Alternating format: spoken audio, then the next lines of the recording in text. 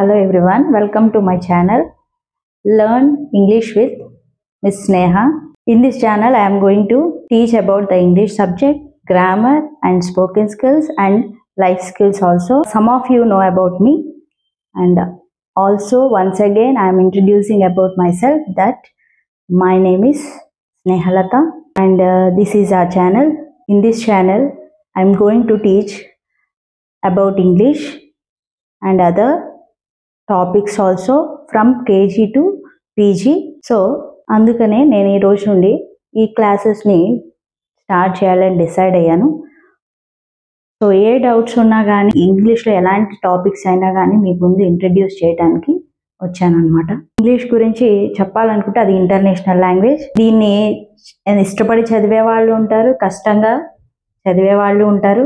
కానీ ఇది లైఫ్లో చాలా ఇంపార్టెంట్ అయిన విషయం అనమాట. అది ఎప్పుడు తెలుస్తుందంటే ఒక సర్టెన్ పీరియడ్ ఆఫ్ టైం.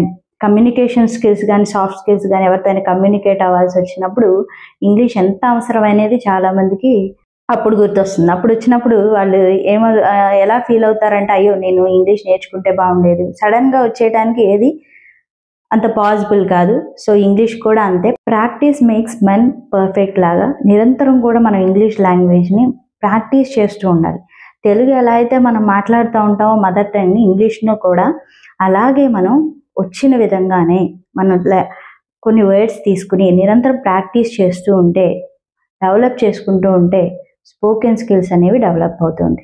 వీటికి సంబంధించిన గ్రామర్ కూడా ఎక్కడెక్కడ ఏ స్ట్రక్చర్ యూజ్ చేయాలి, ఏ స్ట్రక్చర్ని యూజ్ చేస్తూ మనం లెర్న్ చేసుకోవాలి అనేది మనం రాబోయే క్లాసెస్లో నేర్చుకుంటాం.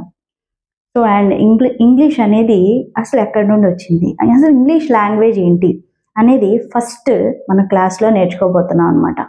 మనకి స్కిల్స్ అలాగే ఇంగ్లీష్లో కూడా, అంటే మనం ఏదైనా పని చేస్తుందని నైపుణ్యం అంటారు. ఆ స్కిల్ ఎలా డెవలప్ చేసుకుంటాం, ఇంగ్లీష్లో కూడా 4 స్కిల్స్ అనేవి ఉంటాయి. వాటిని మనం ఎలా డెవలప్ చేసుకోవాలి అనేది కూడా నేర్చుకున్నాం. డే టు డే లైఫ్లో మనం ఏదైతే మాట్లాడుతున్నామో ఆ డే యాక్టివిటీస్ని ఇంగ్లీష్లో ఎలా మాట్లాడాలి, ఎలా నేర్చుకోవాలి. అండ్ కొంతమందికి కొన్నిసార్లు క్లాస్లో ఉంటారు కానీ కొన్ని లెసన్స్ వినరు. అంటే సపోజ్ స్టూడెంట్స్ కొంతమంది ఉంటారు.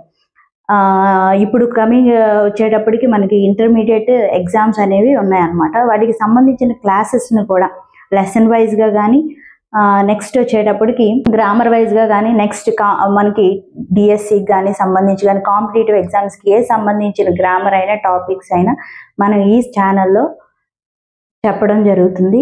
సో మీకు ఏదైతే ఏ టాపిక్కి సంబంధించింది క్లాసెస్ కావాలో అవన్నీ కూడా మీరు నాకు కామెంట్ చేస్తే నెక్స్ట్ డే యాజ్ పాసిబుల్ మీకు ఆ క్లాస్ని నేను చెప్పడం జరుగుతుంది అన్నమాట.